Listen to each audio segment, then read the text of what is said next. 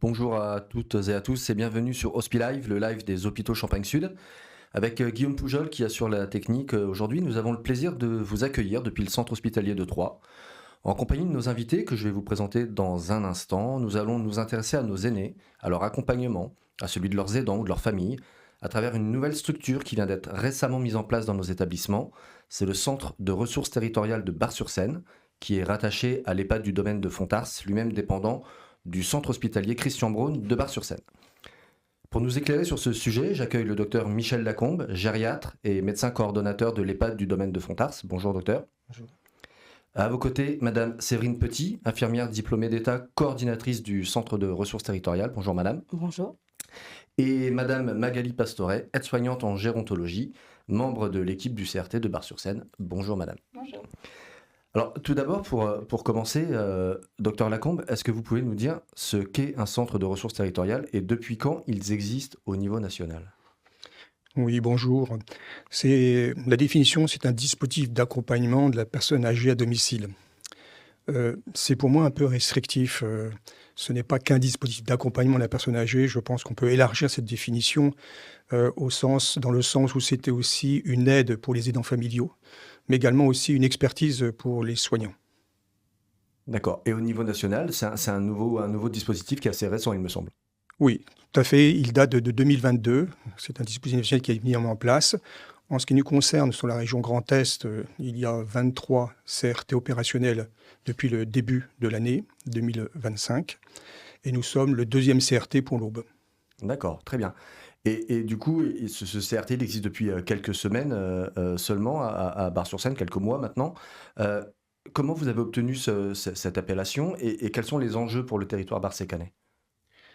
Alors, nous avons eu un appel à projet en 2024 avec ma direction et nous avions pensé intéressant de mettre en place un CRT au niveau de notre territoire. Cet appel à projet a fait l'objet d'un dépôt et nous avions le plaisir, si vous voulez, d'être finalement reconnus et sélectionnés fin 2024. Nous avons fait une campagne de communication très importante puisque le CRT est effectivement un dispositif qui est mal connu des soignants mais également de la population. Communication qui a duré 2 mois, en 2025, et nous sommes opérationnels depuis septembre de cette année. Les enjeux sont effectivement importants, il y a des enjeux nationaux. J'avais pris comme chiffre des chiffres de l'adresse qui avaient démontré que d'ici 2030, c'est-à-dire demain, 108 000 personnes âgées vont être finalement candidats à l'EHPAD de par leur perte d'autonomie. C'est énorme, 100 000 seniors. Si on prend une moyenne de 100 résidents par EHPAD, il faudrait construire 1000 EHPAD. Et les chiffres que j'ai pris récemment de l'adresse sur 2050, c'est quasiment 8000 seniors qui vont perdre leur autonomie et qui sont des candidats à l'EHPAD. Donc c'est vraiment un enjeu national, mais c'est également un enjeu territorial. Au niveau du territoire, vous savez que le territoire de l'Aube, mais pas que, est un territoire où il y a une désertification médicale qui pose beaucoup de problèmes sur le suivi. D'accord, très bien. Et pouvez-vous juste en quelques mots nous dire comment est financé le centre de ressources territoriales ? Oui, le centre de ressources territoriales qu'on appelle le CRT est financé par l'Agence régionale de santé à hauteur de 400 000 € pérennes annuels. D'accord, très bien. Madame Petit, le docteur Lacombe nous a donné une vision globale. Au niveau organisationnel, quels sont les professionnels qu'on retrouve au sein du CRT ? Alors au sein du CRT, donc nous avons notre directrice, Madame Barbanson, Florence. Avec moi, j'ai également le docteur Lacombe qui est le médecin coordinateur, moi-même l'infirmière coordinatrice, Madame Pastoret qui est l'assistante de soins en gérontologie qui fait partie récemment de l'équipe depuis début septembre. Et puis nous allons renforcer l'équipe par le recrutement prochainement d'une seconde AS ou ASG pour renforcer l'équipe face à la demande. D'accord, merci beaucoup. On reviendra sur les missions évidemment de chacun au sein du CRT un petit peu plus tard. Au niveau géographique, le docteur Lacombe disait qu'on était le deuxième CRT de l'Aube. Quelle zone couvrez-vous ? Combien de communes et combien d'habitants ou de patients potentiels ? Alors, on couvre 112 communes Et notre territoire compte toute la communauté de communes du Barset-Canet, la communauté de Chaours-Val-d'Amance et puis quelques communes de Troyes-Champagne Métropole. D'accord. Ça représente une population de combien? Vous avez une idée? Non, Non. c'est très très vaste comme chiffrage de population parce qu'en plus voilà, il y a encore des territoires où effectivement le CRT n'est pas encore voilà très A besoin très de se faire sollicité, connaître. donc je pense qu'il y a beaucoup de demandes encore D'accord. qui seront potentielles. D'accord, merci beaucoup. Docteur Lacombe, je reviens vers vous. Le CRT, c'est une ouverture aussi sur des partenaires, sur des institutions, sur des gens avec qui vous travaillez au quotidien. Comment ça se passe? Comment ça se construit, ce réseau et cette... Oui, je pense que c'est la question essentielle, c'est finalement le partenariat. Je rappelle que le CRT ne fait pas, mais finalement assure, si vous voulez, une coordination entre les différents acteurs. Il ne s'agit pas de faire à la place, mais au contraire, c'est faciliter les actions de chacun. C'est vrai qu'il y a eu une nécessité de communication très importante.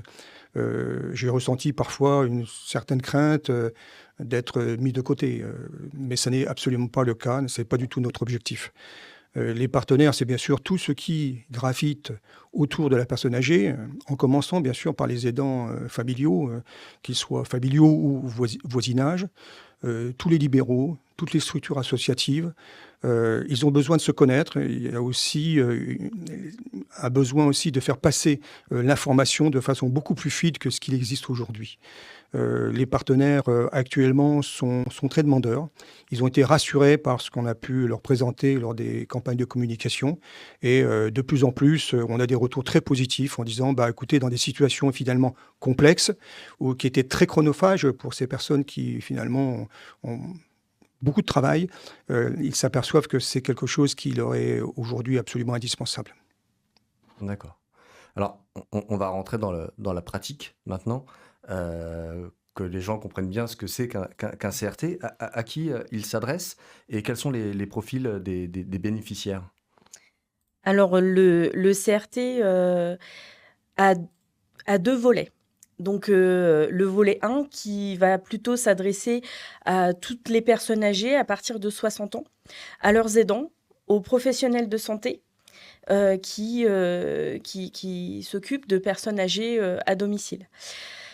Le volet 2 va être plus sur un volet d'accompagnement renforcé à domicile de la personne âgée. Donc là, il va s'adresser surtout aux personnes âgées à partir de 60 ans qui ont un GIR entre 1 et 4, qui ont déjà des services d'aide à domicile, que ce soit SAD ou SIAD, et qui ont besoin d'un accompagnement renforcé à la maison pour leur permettre de rester à la maison le plus longtemps possible.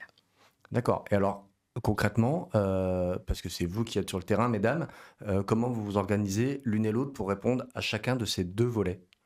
Alors c'est moi qui, suite à la sollicitation que je reçois, j'établis une prise de contact avec la personne âgée ou l'aidant pour aller évaluer la situation à domicile et permettre justement de pouvoir identifier les besoins et puis du coup programmer les interventions de ma collègue à domicile ou juste une intervention de ma part en tant qu'infirmière à domicile dans l'accompagnement plus médicalisé, on va dire, des bénéficiaires.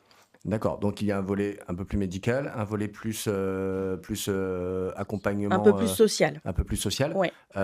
Sur le volet social, Madame Passoret, comment vous intervenez? Quelles sont vos missions auprès des personnes? Alors moi, j'ai surtout un rôle d'accompagnement social et de stimulation, parce que pour pouvoir rester à domicile, il faut être le plus indépendant possible.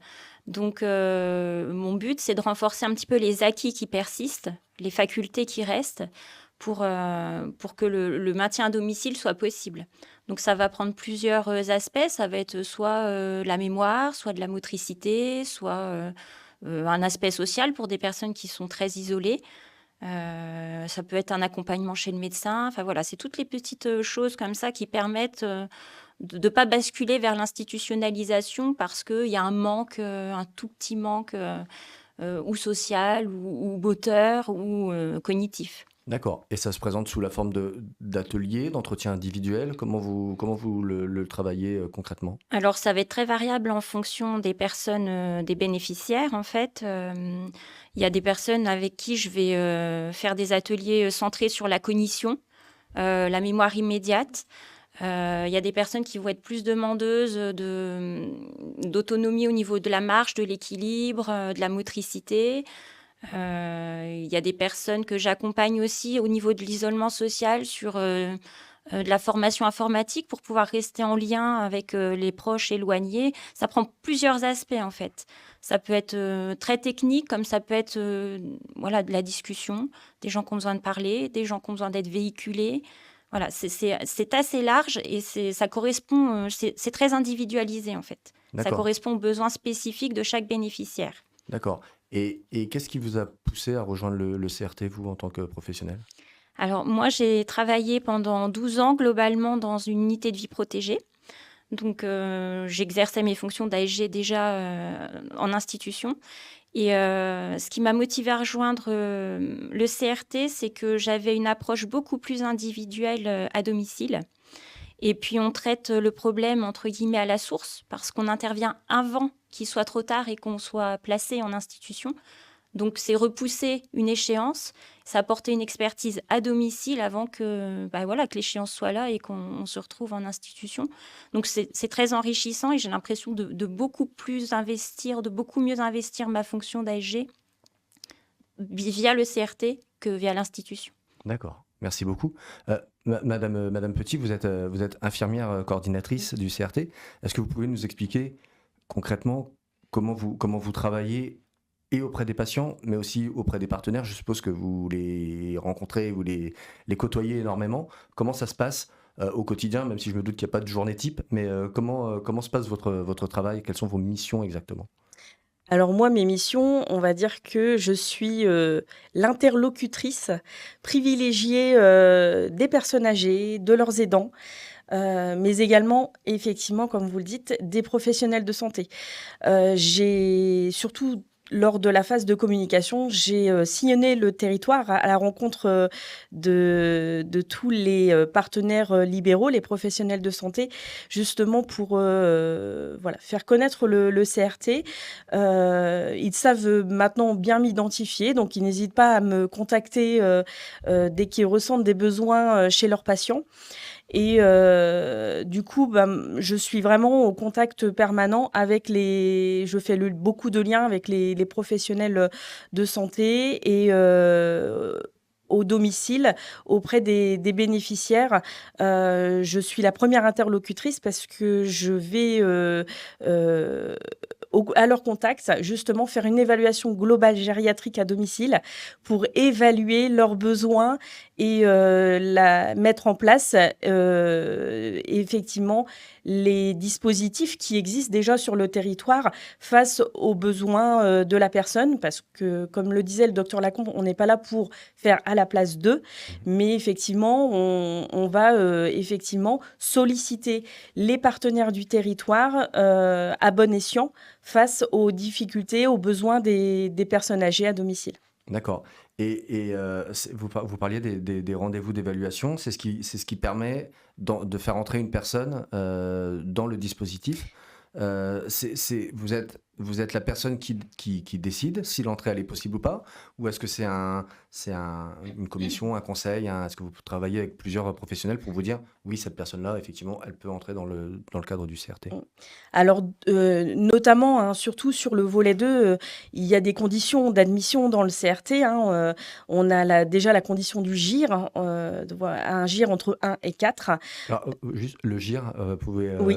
expliquer ce que c'est pour les personnes qui ne savent pas ce que c'est forcément? Alors, le GIR est défini C'est le degré de dépendance. On mesure le degré de dépendance de la personne et du coup, on évalue les facultés de la personne à l'instant T, à domicile, du coup. Et ça donne un score qui du coup, permet de dire, bah voilà, la personne, plus le chiffre est bas, plus la personne est dépendante, plus le chiffre est haut, plus la personne est autonome.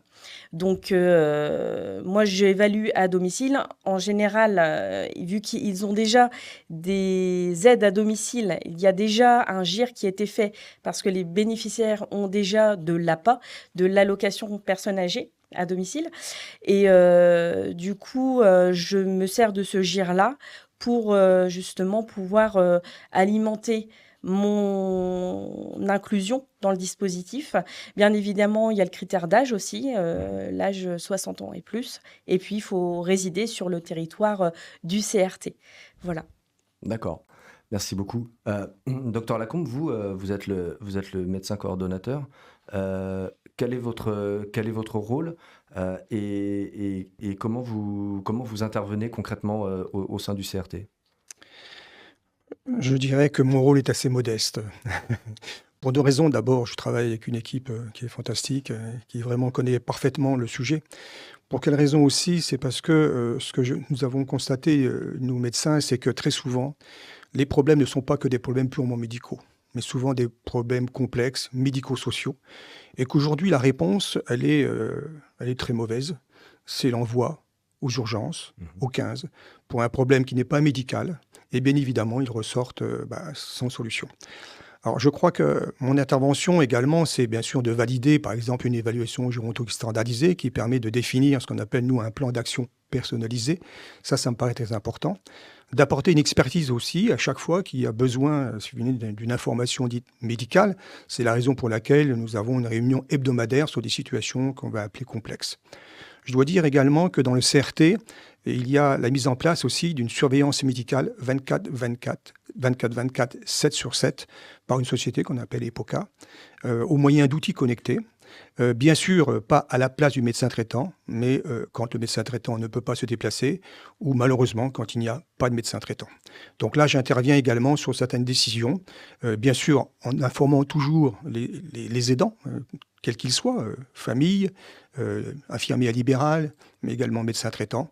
Voilà un tout petit peu, si vous voulez, mon action. Mais c'est vrai que les actions, en fait, sont surtout tournées vers l'isolement social, sur la prévention.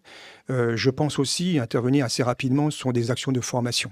Ça me paraît aussi important, avec, bien sûr, différents experts de notre établissement, que ce soit assistant social, ergothérapeute, psychologue, neuropsychologue, et aussi faire bénéficier, si vous voulez, toutes ces personnes âgées à domicile, des structures qui sont présentes au centre hospitalier Christian-Braun, notamment hôpital de jour, atelier de réhabilitation cognitive. Voilà un petit peu, si vous voulez, grosso modo, notre action. Très bien. Merci beaucoup. Vous avez un rôle pivot, toutes les deux, mesdames.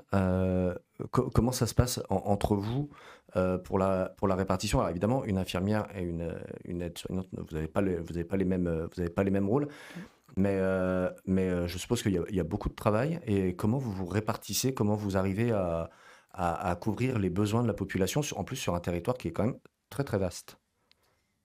Alors effectivement, pour l'instant, on est toutes les deux. Donc voilà, moi je reçois les sollicitations, je fais l'évaluation, on fait l'admission dans le CRT et après on réfléchit ensemble pour organiser justement la planification des interventions à domicile pour être, on va dire, le plus logique possible, hein. On va essayer de sectoriser au maximum pour éviter que Madame Pastoret perde du temps sur la route et justement passe plus de temps auprès des bénéficiaires. Et effectivement, le recrutement d'une seconde aide-soignante ou ASG va être indispensable parce qu'on a une montée en charge qui a été très favorable depuis notre ouverture depuis septembre. Et effectivement, là, Magali commence à avoir un planning assez chargé. Donc, on a hâte que notre deuxième collaboratrice arrive au sein du CRT. Vous parliez d'un planning chargé. Aujourd'hui, vous avez combien de patients au CRT? Vous suivez combien de personnes l'une et l'autre? Alors, en tout, au niveau du CRT, là, actuellement, nous avons 19 bénéficiaires D'accord. sur le volet 1 et le volet 2 compris. Actuellement, moi, je suis en tant qu'infirmière où il n'y a pas besoin d'intervention d'une ASG à domicile. Je suis 2 bénéficiaires actuellement, toutes les semaines, et je vais laisser la parole à Magali. Et donc moi, j'ai les autres bénéficiaires que je visite 1 à 2 fois par semaine en fonction des besoins. Il y a des personnes qui ont vraiment besoin de plus de passages que d'autres. Donc finalement, c'est des passages d'1 heure. Ça se répartit plutôt bien. Voilà, en optimisant les passages, on arrive à couvrir une bonne quinzaine de personnes actuellement, 15-16 personnes dans la semaine. D'accord. Mm. Et alors, je vais vous poser la question à tous les trois, mais comme vous avez le micro, Madame Pastorel, vous allez pouvoir répondre en premier. Est-ce que vous avez déjà des retours? Ça fait 3 mois maintenant. Oui. Est-ce que vous avez déjà des retours? Est-ce que vous voyez des points positifs, des progressions dans les personnes que vous accompagnez qui vous permettent de vous dire, cool, on est sur la bonne voie? Alors tout à fait. On a déjà une personne qui est sortie du dispositif du CRT, qui a été placée en institution. Donc on avait donné un petit questionnaire de satisfaction. Donc le retour a été très très positif.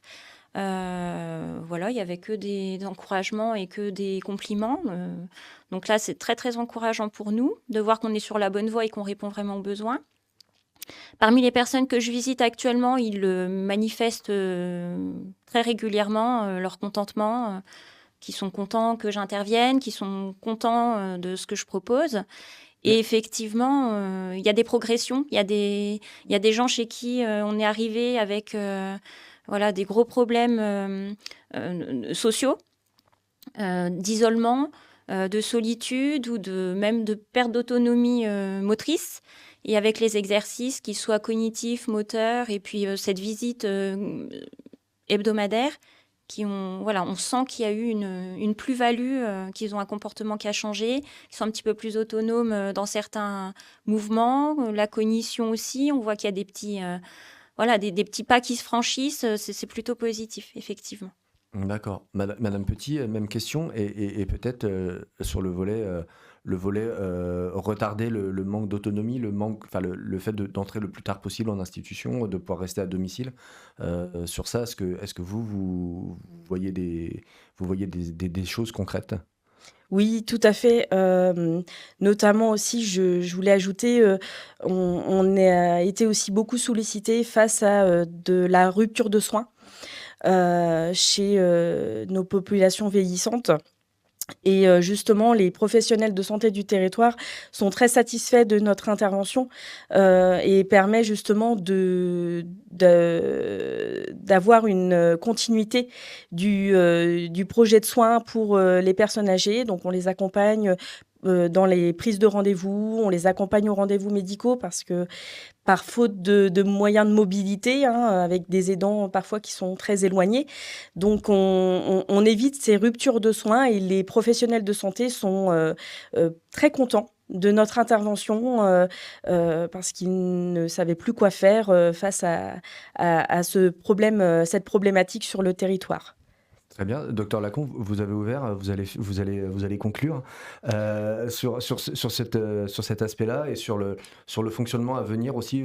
Si on se projette un petit peu pour le CRT de Bar-sur-Seine, les avancées et ce qui reste encore à faire.